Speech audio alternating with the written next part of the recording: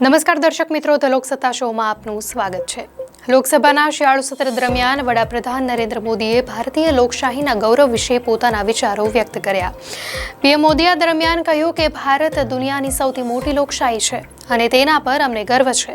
ભારતના બંધારણના 75 વર્ષ પૂરા થતા મહત્વના અવસરે તેમણે રાજશ્રી પુરુષોત્તમ દાસ ટંડન અને બાબા સાહેબ આંબેડકર જેવા મહાન આદર્શ પાત્રોને યાદ કર્યા હતા।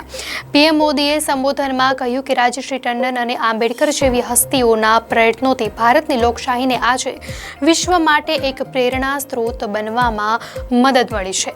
તો આ સાથે જ તેમણે જાહેર કર્યું કે ભારતમાં લોકશાહીનો મજબૂત પાયો નાગરિકોના પ્રયત્નો અને લોકશાહીના પરિપક્વતા પર આધારિત છે। પીએમ મોદીએ સંસદમાં નારી શક્તિ અને મહિલાઓના સશક્તિકરણ વિશે પણ તેમના વિચારો વ્યક્ત કર્યા હતા।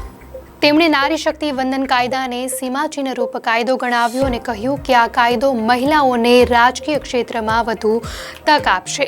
તો મહિલાઓના સશક્તિકરણને સરકારની પ્રાથમિકતા ગણાવતા પીએમ મોદીએ કહ્યું કે જ્યારે મહિલાઓ માટેની તકો વધશે ત્યારે દેશ તમામ ક્ષેત્રોમાં નવી ઊંચાઈઓ હાંસલ કરશે। તો વિપક્ષ પર પ્રહારો કરતા વડાપ્રધાને કહ્યું કે બંધારણ સાથે છેડછાડ કરવી, બંધારણની સ્પિરિટને વેરવિખેર કરવું એ કોંગ્રેસની નસોમાં રહ્યું છે। અમે પણ સોદેબાજી કરી શકતા હતા, પરંતુ અમે બંધારણનો રસ્તો પસંદ કર્યો। અટલજીએ ક્યારેય સોદેબાજીનો રસ્તો ના અપનાવ્યો।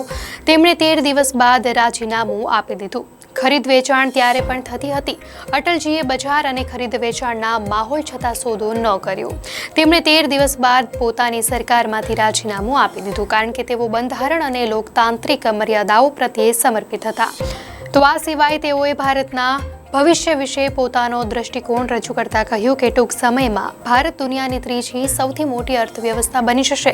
ભારતીય અર્થતંત્રની ઝડપી વૃદ્ધિ પર ભાર મૂકતા તેમણે જણાવ્યું કે દેશના નાગરિકો આ વિકાસ યાત્રાનો હિસ્સો બની રહ્યા છે। પીએમ મોદીએ વધુમાં કહ્યું કે મહિલા શક્તિ આગળ વધશે ત્યારે દેશ નવી ઊંચાઈઓ સર કરી શકશે।